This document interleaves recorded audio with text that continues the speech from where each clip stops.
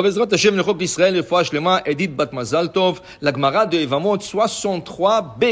Katouf Besefer Ben Sira. Dans le livre de Ben Sira, un de grands talmudistes de l'époque de Gemara, Isha Tova Matana le Baala. Une bonne femme, c'est un cadeau à son mari. Urtiv.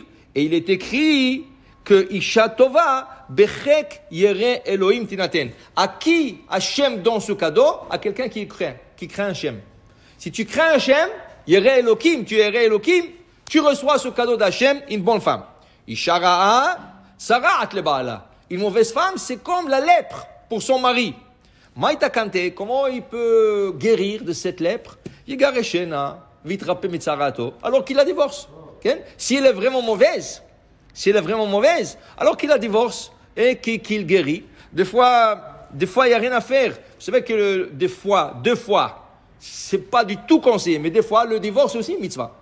Ça fait partie des 613 mitzvot. Okay? Ça, c'est quand la femme est vraiment mauvaise.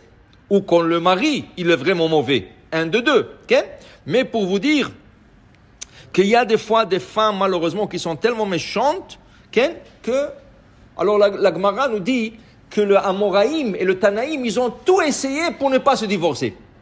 La Gemara dit que Rabbi Chia avait une femme, tout ce qu'il disait, elle faisait le contraire.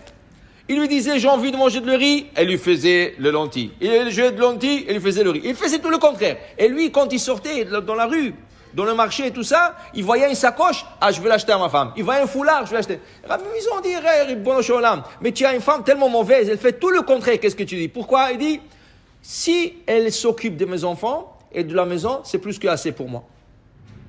C'est ça, il faut voir toujours qu'est-ce que tu gagnes, qu'est-ce que tu perds. Okay? Il faut voir. Top. Après, la Gemara continue.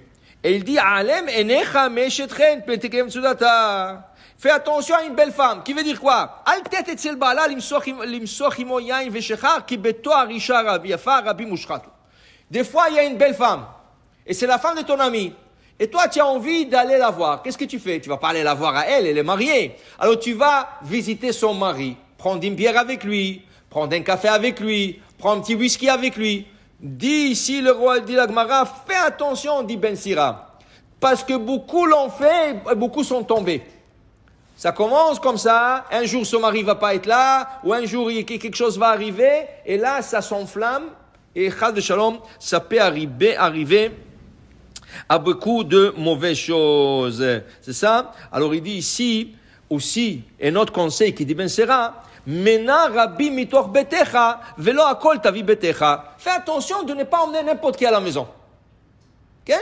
Tu choisis le gens que tu amènes à la maison. Tu n'emmènes pas n'importe qui. Parce qu'il y a des gens qui disent, j'emmène pour manger, des pauvres et tout ça. Non. Fais attention. Il y a ta femme, il y a tes enfants. Tu peux pas emmener n'importe qui chez toi à la maison. Okay? Il dit ici, Rabbi miu dorshe shelomecha. Tu peux avoir beaucoup d'amis. Mais tes secrets, un sur 1000. Ne raconte pas tes secrets à tout le monde. Raconte tes secrets à une personne sur 1000 personnes. Okay? Il dit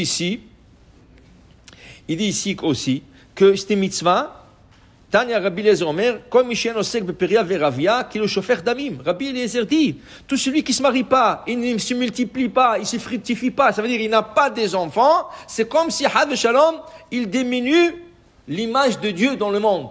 Qui Betzelem Elohim Asa et Adam. Alors il dit ici que c'est important de se marier chez Neymar pour vous. Ben Azaï dit aussi que c'est très important de se marier pour avoir des enfants. Amroulo le Ben Azaï. Alors ils ont dit à Ben Azaï, Yesh yafe nae doresh venae mekayem, vata nae doresh ve'en mekayem. Il y en a qui font de beaux serments, mais aussi ils pratiquent ce qu'ils disent. Il y en a qui font de bons serments, mais ils pratiquent pas ce qu'ils disent. Ils te disent, fais ça, et lui il fait pas. Alors Ben Azaï disait, c'est très important de se marier, avoir des enfants et tout ça. Mais lui il s'est jamais marié. Alors ils lui ont dit, tu as fait tellement de beaux discours, mais tu n'as jamais appliqué tes discours. Tu t'es pas marié toi. Dit Ben Azaï, pourquoi il s'est pas marié? Ben Azaï était connu pour sa assiduité à la Torah. Il étudiait 24 heures. il ne pouvait pas vivre avec une femme. Qu'est-ce que ça vivre avec une femme? Vivre avec une femme, ça veut dire aider la femme, s'occuper de la maison. Mais tu ne peux pas avoir avec une femme pour dire je suis marié, ça ne sert à rien. Alors tu dois aider. Il y avait un jeune qui étudiait au collège.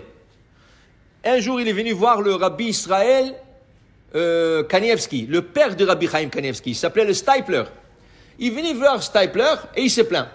Ah, vous savez, ma femme, chaque vendredi, j'arrive, la maison désordonnée, les enfants crient, personne n'a pris le bain, le Shabbat n'est pas encore prêt, toujours en cours le Shabbat, on arrive à la dernière minute avec la langue d'or, et j'arrive à la synagogue, je m'endors là-bas, et fais rien avec cette femme et tout ça. Qu'est-ce que vous me conseillez de faire, monsieur le rabbin?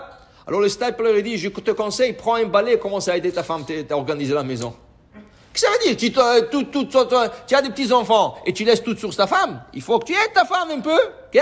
Il faut que il y en a des femmes, malheureusement, qu'elles abusent. Tu es venu du travail, fais-moi un petit café. Va faire ça. Et qu'est-ce que tu as fait toute la journée? Tu étais sur l'iPad?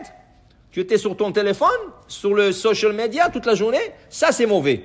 Mais si la femme, vraiment, tu vois qu'elle travaille et tu vois qu'elle fait le nécessaire, mais n'arrive pas, c'est normal, il y a des enfants à la maison, il faut que tu aides. Alors dans ce cas, Ben Azaï ne pouvait pas le faire, et puisqu'il ne pouvait pas le faire, il ne voulait pas se marier. Et il a raison, parce que il y en a qui disent, il y a une opinion qui dit qu'il s'est marié avec la fille de Rabbi Akiva, il a divorcé d'elle parce qu'il ne pouvait plus vivre comme homme et femme. Ça veut dire qu'il ne pouvait pas s'occuper d'elle et tout ça, alors il a préféré de la divorcer. Mais pour dire que Had Shalom Ben Azaï aussi a fait son devoir. Le problème aujourd'hui que nous avons dans la génération, que les gens cherchent. Ils cherchent. Qu'est-ce qu'ils cherchent? Ils cherchent de l'argent. Tu cherches avec les femmes avec de l'argent. Et les filles, qu'est-ce qu'elles cherchent? Elles n'ont avec de l'argent. Alors chacun reste de son côté. Plein de filles célibataires, plein de garçons célibataires, personne ne se marie, chacun de son côté. Et même ne croyez pas, même dans le groupe religieux, le Rosh Yeshiva, malheureusement, disent aux enfants, il faut que tu te maries avec une femme que le père va te supporter, le beau-père va... Pourquoi?